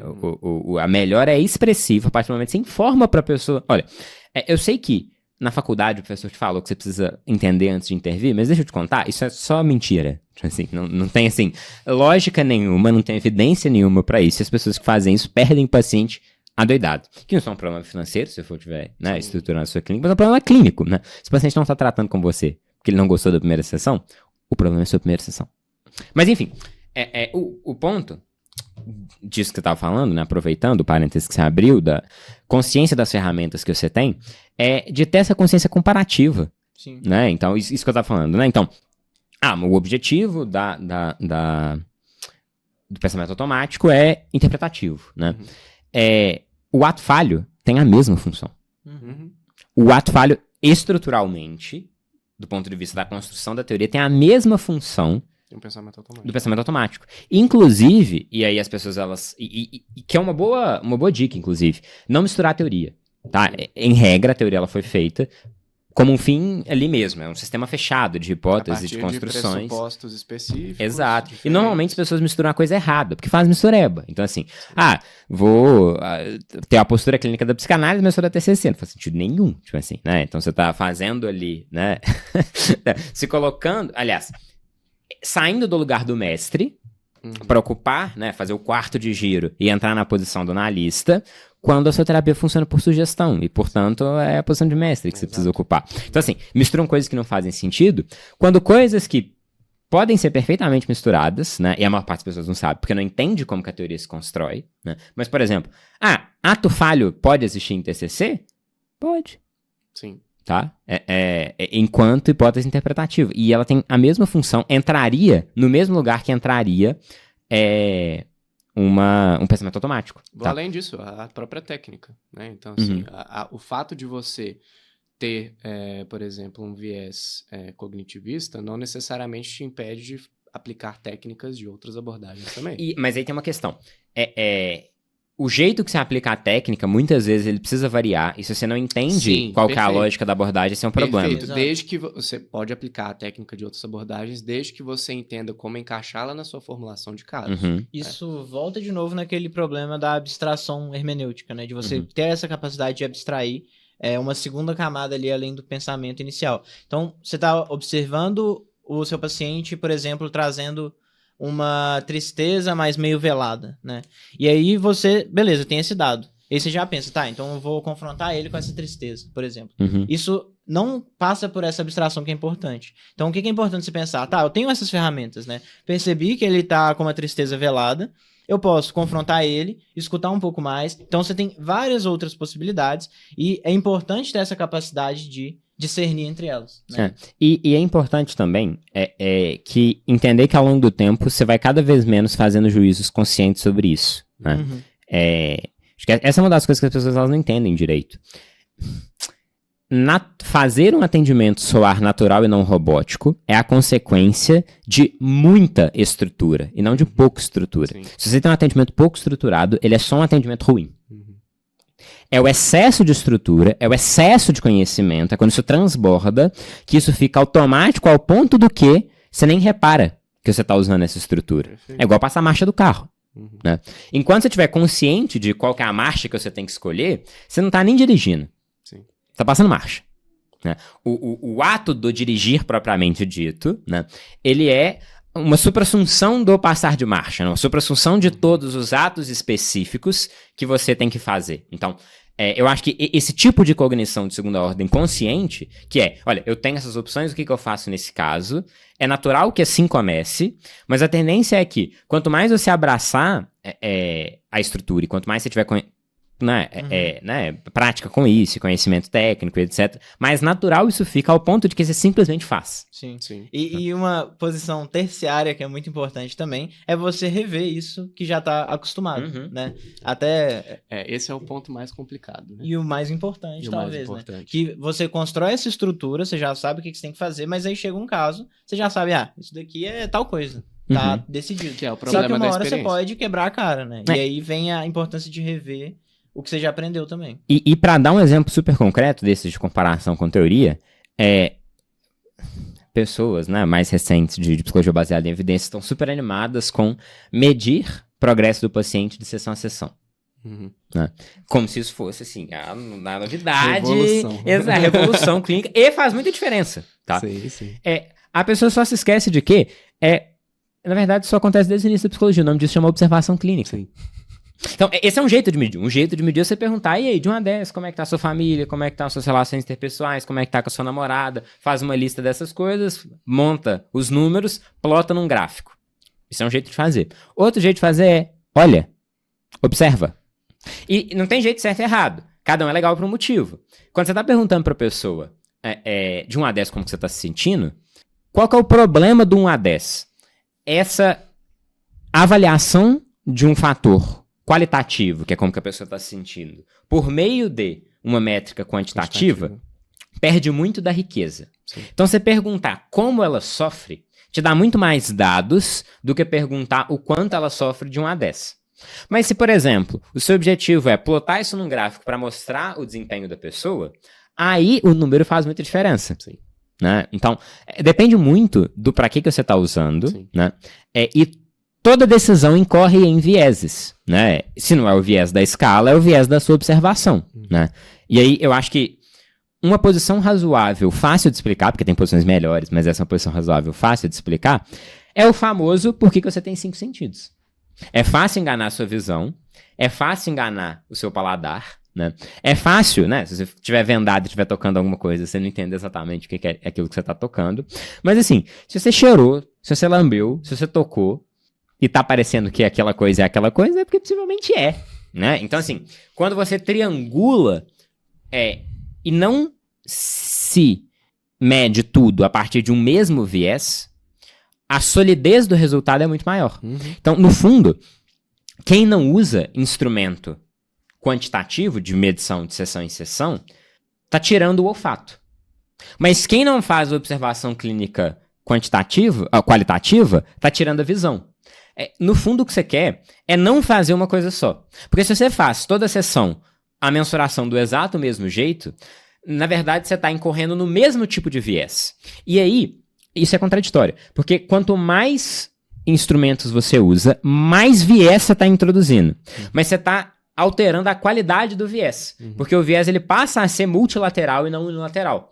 Então, apesar de você estar introduzindo mais vieses, na ligação e no correto uso interpretativo desses diferentes instrumentos, aí você precisa conhecer em alguma profundidade os instrumentos, você tem uma visão muito mais clara do que está acontecendo. Né? Enfim, e aí, para mim, esse conhecimento comparativo, ele é fundamental por conta disso. Porque medir de sessão em sessão é a mesma coisa do que chama-se, né? Sei lá, em psicanálise de effet de l'après-coup, é mais ou menos a mesma coisa do que o que alguém de práticas baseadas em evidência chamaria de mensuração de sessão a sessão. É a mesma coisa. Estruturalmente é a mesma coisa. Sim. E, inclusive, entender que estruturalmente essas duas coisas são a mesma coisa te permite corretamente triangular esses dados. Né? Então, assim, eu acho que fica claro, talvez, assim, a importância da epistemologia, apesar de deste ser o mais abstrato, talvez, o que as pessoas têm um pouquinho menos de contato. Então, os pilares são, pra gente chegar pro último, a prática, né, e a prática deliberada. Também temos hermenêutica, ou seja, que a gente pode dividir didaticamente entre capacidade de ler textos difíceis e os autores clássicos da psicologia, e a capacidade de conhecer como se interpreta um caso. Então, formulação de caso, teórica e não teórica, interpretação de frase, interpretação de texto, né, leitura de caso. Nós temos metodologia científica, que é basicamente a mesma coisa que a hermenêutica vai te fazer para os clássicos. A metodologia científica permite a você ter contato com o mundo novo, que é o mundo, né, da ciência produzida mais contemporaneamente, né, e ter um contato crítico, que é muito importante. Você tem também a epistemologia, que é o que te permite ter uma leitura crítica do que está acontecendo e te permite triangular perspectivas diferentes, sem fazer mistureba, né? Até para você ter um ponto de vista mais sólido sobre o tipo de abordagem que você tem, uma inclinação para, né? E o quinto pilar, que é o que eu queria deixar para ser surpresa, né? Que no início, na formulação inicial, e essa formulação está sempre mudando, inclusive, né? Essa é uma coisa legal da aulas, né? De tempos em tempos a gente muda, né? Estamos começando o Last Kiss, inclusive, né? Uma das pesquisas mais legais, só fazer um parêntese, que é entrevistar qualitativamente os pacientes que abandonaram o tratamento ou para quem o tratamento não deu certo, porque a gente mensura, né, as coisas aqui, para entender o que está errado na formação. Então, ao invés de eu abstrair o que está errado na formação, por que eu não pego os casos que não foram sucessos clínicos, coloco um baita de um clínico, uma baita de uma escuta para entender e raciocínio como que eu consigo mudar estruturalmente a minha formação. Eu sou mais animado, a gente está começando a estruturar esse processo, né, coletando os dados de maneira correta e colocando pessoas, né, mais qualificadas para fazer isso. A gente fez uma primeira leva, assim, mas não deu tão certo. Mas, enfim, quinto pilar, a gente costumava chamar de os núcleos, que é o espaço em que as pessoas têm para estudar a abordagem, né? Mas eu acho que o quinto pilar é liberdade. Eu acho que essa é uma palavra mais adequada para ser um pilar mesmo, né? Liberdade naquela articulação com a autonomia. E onde que eu queria começar? Aprender a ensinar. Eu acho que esse é um princípio fundamental para a gente pensar o que é o modelo ALOS de ensino. Né? Então, assim, eu quero aprender um assunto? Ensine. Isso não só é uma excelente dica para melhorar a sua memória, solidificar um pouco mais o seu conteúdo, aumentar o seu grau de criticidade, mas é um dever ético. Quem está pesquisando alguma coisa tem o dever ético de comunicar o que está pesquisando. Tanto é que aqui na ALOS é indiferenciável pesquisa de divulgação científica. Não existe, né? Eu não tô falando de publicar, eu tô falando de ensinar. Tô falando de fazer grupo de estudo em faculdade, dar palestra, tornar o mais acessível possível esse conhecimento, né? E eu acho que esse é um imperativo ético. Primeiro porque a gente tem que ter um cuidado com a geração vindoura, né? Falei mais cedo de que um dos problemas da psicologia é que não se coloca tijolo sobre tijolo. Né? Então a gente tá constantemente refazendo a psicologia do zero, cara. O Barlow aí, pô. Exato. Descobrindo autores clássicos como se fosse a maior invenção da psicologia. Exatamente, né? No fundo, roda, se chega sempre no mesmo lugar. Então, assim, tem um texto que eu acho fundamental, vou deixar aqui a recomendação. Na verdade, é o prefácio de um livro, tá? Do Energia Psíquica, da Esther Harding, em que tem uma distinção que eu acho ela sensacional. A distinção entre 3 articulações dentro da produção do conhecimento. Você tem a primeira articulação, que é a do sujeito, que é o explorador, é o pioneiro. É a pessoa que pegou para conhecer um novo campo do conhecimento. Uhum. Você tem uma segunda articulação, que são os doutrinários. Esse nome é o que eu estou dando, tá? Eu estou fazendo uma paráfrase aqui do texto, mas vendo o original, 3 páginas de texto, bem curtinho. E você tem uma terceira articulação, que são os críticos. Qual que é o problema da psicologia? O explorador, ele não explora, porque o explorador ele está muito mais preocupado em produzir doutrina do que em explorar fatos desconhecidos. Uhum. Ou seja, antes mesmo, e essa é uma coisa muito engraçada, por exemplo, se a gente for pegar os clássicos da psicologia, diferença entre o Skinner e o Jung, por exemplo. O Skinner, antes de concluir qualquer pesquisa, já estava ensinando como que isso acontece, já tinha a estruturação de como que isso deveria ser feito. Ou seja, ele não estava tão preocupado em, como vai dizer o William James, né, enquanto empirista, entrar num contato genuíno com os fatos. Ele estava querendo produzir abstrações o mais rápido possível, né? Eu não queria nem saber. Eu vi este rato se comportando desta maneira, portanto eu descobri como que seres humanos funcionam. Me deu uma criança, eu transformo ele em qualquer coisa, né? Então, assim, nesse sentido, a prudência é muito pequena, inclusive, né? Essa noção de que eu sou um doutrinário. Enquanto faz muito mais sentido a pessoa, ela se valer da exploração, né? Vai ler a obra do Jung, esse é um dos problemas, inclusive. Não tem sistematização nenhuma, não tem um método, não tem uma teoria, né? Ou se tem, você precisa forçar muito a barra para achar, né? E essa é uma discussão que pode ser colocada na mesa, né? E aí vai depender muito do que você vai chamar de método ou teoria, mas tudo bem. Mas era uma pessoa que fundamentalmente estava lá para explorar fenômenos, né? Então eu estou conhecendo coisas. Ah, mas o que isso significa? Ah, mas qual que é a teoria? Gente, a história está aí para isso. Para pegar esses dados, compactar e produzir certezas. Porque esse é o papel de uma segunda geração. Uhum. Produzir consenso, né? Produzir doutrina. E qual que é o papel da terceira? Criticar. Qual que é o problema? Não tem nem a segunda. Não tem nem segunda, nem terceira, nem primeira, né? Então, assim, você vai ver... quem que é, assim, o pesquisador de ponta na universidade? O cara que vai a campo. Ele se comporta como uma pessoa da terceira geração. O cara vai a campo não para explorar um novo fenômeno, para ver o que ele descobre. Ele vai a campo já com a intenção de criticar o autor. Ah, não, eu tô indo, por exemplo, numa determinada comunidade, fazer, sei lá, terapia em grupo, já com a intenção de desprovar uma determinada hipótese de um autor. Não faz sentido nenhum. Né? Então, o que eu acho que é interessante? Separar essas articulações é legal, né? E quando a pessoa está na posição da segunda articulação, que é uma das que menos acontece na psicologia, é uma das menos valorizadas na ciência de maneira geral, né? Então, assim, quase ninguém lembra do cara que compilou a obra, do cara que tornou essa obra legível, né? Então, para dar um exemplo simples, assim, cara, quase ninguém lê Lacan. Quem lê Lacan, leu porque leu Miller, né? Então, assim, a pessoa, na verdade, tem muito mais contato com Miller do que com Lacan. Né? E aí, tanto ter consciência disso é importante, pra você saber articular o que está acontecendo, né? Mas ter o reconhecimento pra gente ter mais disso. Porque quantos outros autores não têm essa posição da segunda articulação que faz um bom trabalho, né? Então, o que eu acho que é fundamental nesse pilar que eu estava apresentando, né? De liberdade, de autonomia, que tanto do ponto de vista ético, existe um imperativo para que, se eu estou estudando alguma coisa, eu preciso comunicar. Então, que pesquisa é a mesma coisa que divulgação científica, né? E uma recomendação de estudo, que é a maneira mais eficiente de construir conhecimento sólido e memória é ensinar. Sem contar que apesar desse segundo pilar, né, não ser reconhecido normalmente na ciência, a divulgação científica permite isso, né? Uhum. Então, se a gente pensa, por exemplo, na divulgação nas redes sociais, na própria articulação dentro da ALOS, né, dos conhecimentos que a gente tem, isso é uma porta que possibilita que mesmo essas pessoas que estão compilando as coisas e trazendo para o público tem uma importância grande, né? Uhum. Então a internet está aí para isso também.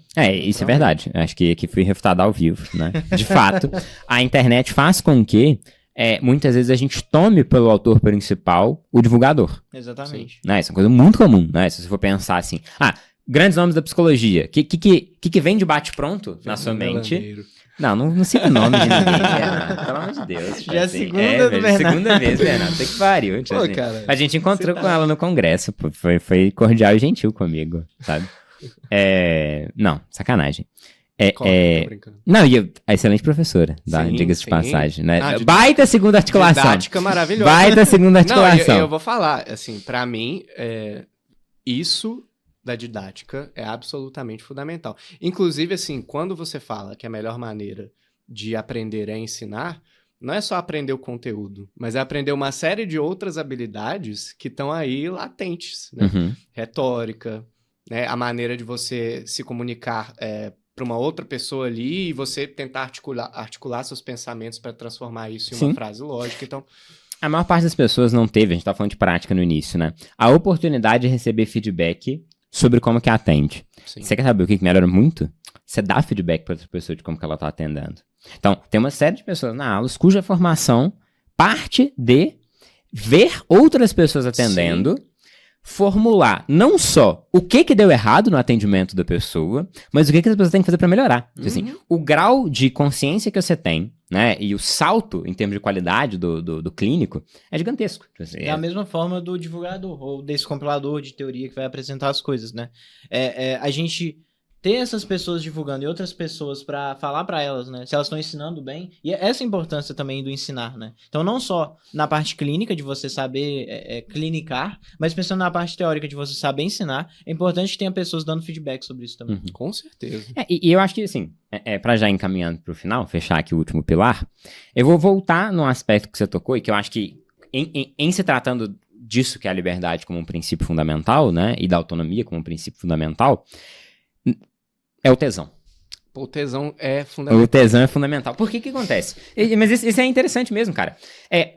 A consciência de que você consegue, de verdade, produzir conhecimento e ensinar alguém, te dá um grau de liberdade para atuar, né? Um grau de alto valor mesmo, sabe? Que é impressionante. Então, assim, te coloca numa posição de se ver como parte do processo da construção do conhecimento da humanidade. Você está abraçado pelo mesmo círculo de gigantes e colocando seus ombros à disposição para outras pessoas pisarem em cima, sabe? E eu acho que isso é fundamental, né? Então, construir um espaço em que hierarquias, elas não são colocadas de maneira arbitrária, né? Então, isso é uma das coisas que as pessoas mais estranham na aulas, né? Uhum. Mas peraí. Tipo, você é um estudante. Você é estudante? Por que quem tá dando aula é estudante? Tem professor ouvindo. A gente tentou colocar o supervisor mais, né, experiente e tudo mais. Uhum. E A galera preferiu os inexperientes. o pessoal da aula. Né? Uhum. Não, e essa é uma constante no fundo, assim, né?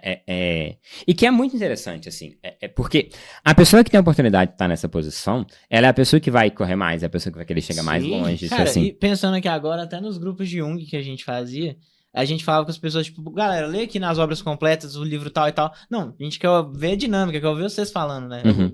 Eram poucos que iam de verdade ler a obra do autor, e muita gente sabia Jung, mais do que muita gente que a gente conhecia, né? Então, assim, mesmo sem ter contato com a obra do autor, esse comunicador é muito importante, né? Uhum. E a ALUS tem esse papel também de formar não só bons clínicos, mas bons comunicadores, né? Exato. E aqui, eu acho que existe um princípio um tanto quanto criticado e problemático, talvez em outras instâncias políticas, né? Mas que é um princípio aristotélico que precisa ser considerado, né? Quem é o timoeiro é quem sabe velejar.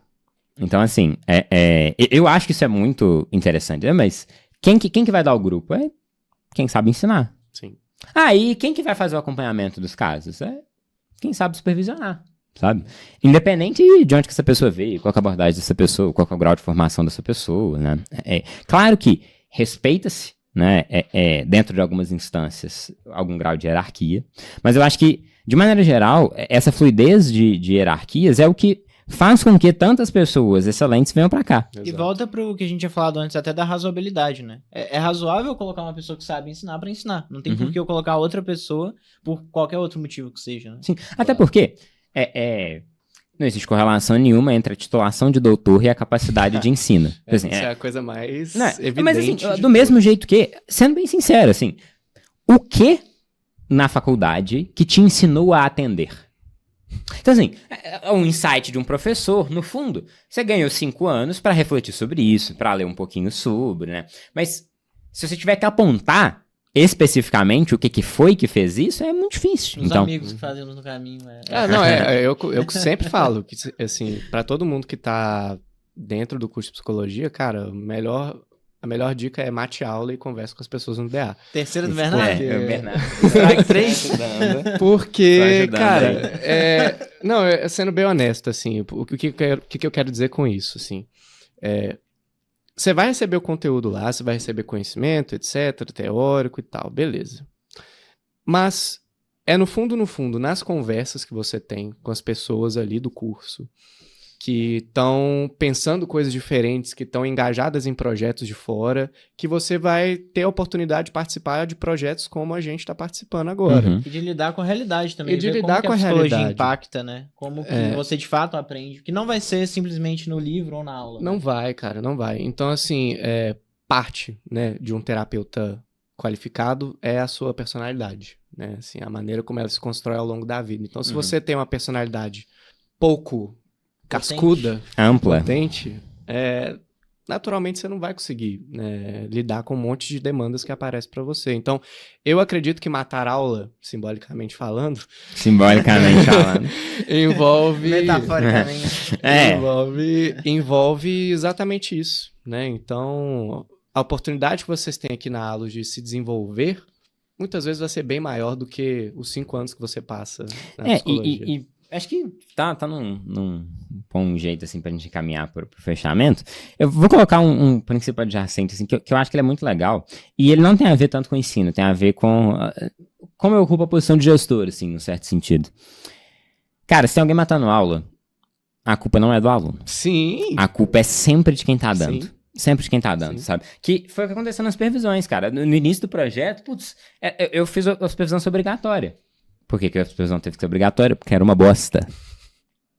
Porque era um modelo copiado da universidade, né? A ideia não era ruim, né? Então, qual que era a ideia, né? Olha só, eu tenho acesso a alunos de várias universidades do Brasil todo. Esses alunos sabem quais são os melhores professores. Eles têm contato com os melhores professores, né? Então, assim, se perguntar para praticamente qualquer pessoa de uma universidade, né? Que é um bom aluno, etc., tá engajado... Todo mundo sabe quem são os melhores professores, né? A faculdade não sabe disso. Primeiro porque quem contrata está muito distante de quem tem aula. Não é igual aqui, que o time é muito menor, né? Apesar de ser um time grande. Então, assim, tem essa distância muito grande. E os incentivos de quem contrata são outros. A nota do MEC é infraestrutura, quantidade de mestre e doutor e a nota no ENAD. Uhum. É uma média ponderada desses 3 fatores. A qualidade da aula não entra. Ou seja, o curso nenhum é avaliado pela qualidade da aula. A nota no ENAD, e assim, eu fiz a prova do ENAD. Tem 2 questões abertas no ENAD. As 2 questões não tinham resposta. Tipo assim, elas eram tão mal construídas, tipo assim, que pra abordagem que me faz mais sentido, só não tinha resposta. Não tinha nem como eu começar a responder a questão. Tipo assim, a resposta da questão foi a descrição do porquê que essa questão foi mal formulada. Tipo assim, isso nem é uma questão terapêutica, né? Fora que a prova era uma prova de Enem. Assim, não fazia sentido nenhum. Então, assim, prova que não mede nada, um péssimo instrumento de medida, o quanto doutor e o quanto com mestre você tem, né? E a infraestrutura do campus, né? Então você tem água, né? Você tem quadra e coisas assim. Critérios absolutamente Critérios que têm pouca relação com o ensino. Então, assim, os incentivos de quem está contratando e a distância dele faz com que a universidade não saiba quais são os melhores professores. A lógica foi, eu pego o melhor professor da PUC, eu pego o melhor professor do FMG, a aula dele não é cara, eu chamo ele para ser de maneira privada para as universidades, deu exemplo do FMG aqui, mas tá, é exclusivo, né? Exemplo hipotético. Bernardo. Chama o professor e ele vem aqui dar supervisão. E aí, beleza, testamos, né? E aí, fenômeno curioso. Mas os ex-alunos que acabaram de formar, tá todo mundo indo para a supervisão deles e não tem ninguém querendo a supervisão do professor, né? Aí você já começa a achar esquisito. Aí chega alguém que vai dar uma intervisão, né, que é aluno ainda na graduação, bomba, o pessoal elogia pra caramba e tal. entrega a casaca, né? Eu vou culpar o aluno? Eu acho que, enfim, né, faz muito pouco sentido essa estrutura, e é a estrutura que a gente vive muitas vezes, né? Então, assim, tem chamada que é pra pessoa ir na aula, e não a aula é boa pra pessoa ir na aula, né? Então, acho que, enfim, acho que esse é um sexto princípiozinho, assim, mais de gestão, né? Que é de, quando você tá numa posição de responsabilidade, a responsabilidade é sua, tá? Você assume ela, mesmo que, no fim das contas, você chega à conclusão de que ela não é, porque pode ser que as pessoas estão vagabundando, né? Mas você parte do pressuposto que é o tomador de decisão, né? Que é o responsável. Fazer uma retificação aqui. Mate aula enquanto a maneira como os professores dão aula não mudar. Ok. Não, mas assim... Não, sim, lógico. Tô brincando. Mas concordo plenamente com você, cara. Essa questão a gente precisa levar com algum criticismo, porque eu acho que as diretorias e as coordenações de curso, elas têm um olhar muito pouco atencioso para esse tipo de coisa. Mas vai mudar. Assim que a gente demonstrar que o ensino na aula é o melhor do mundo, vai mudar. Estamos no caminho. Show, então? Fechou, então. Falamos aqui, ó, esse é o resumão. Foi resumo, tá? De como... Foi resumido, não critica, foi resumido. De como que a gente pensa um pouquinho, né? Essa parte da didática, quais são os princípios que a gente preza por, né? É uma constante mudança, a gente tá aprendendo, né? Se eu soubesse, não teria graça, o ponto é esse, né? A graça é a jornada. E até a forma de supervisão, de dar aula, de aprender, de divulgar na aula, Tudo isso vai construído. mudar, assim, Sim, a todo sim. momento. Próxima live a gente vai falar uma coisa nova. Exatamente. Essa é a fotografia que a gente tem, né? E aí aprecia ela com o grau de nitidez que você conseguir, né?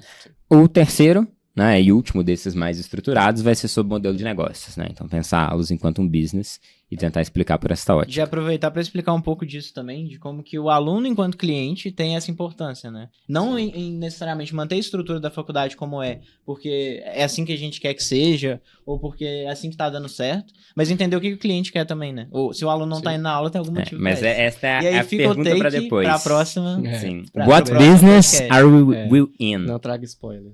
Exato.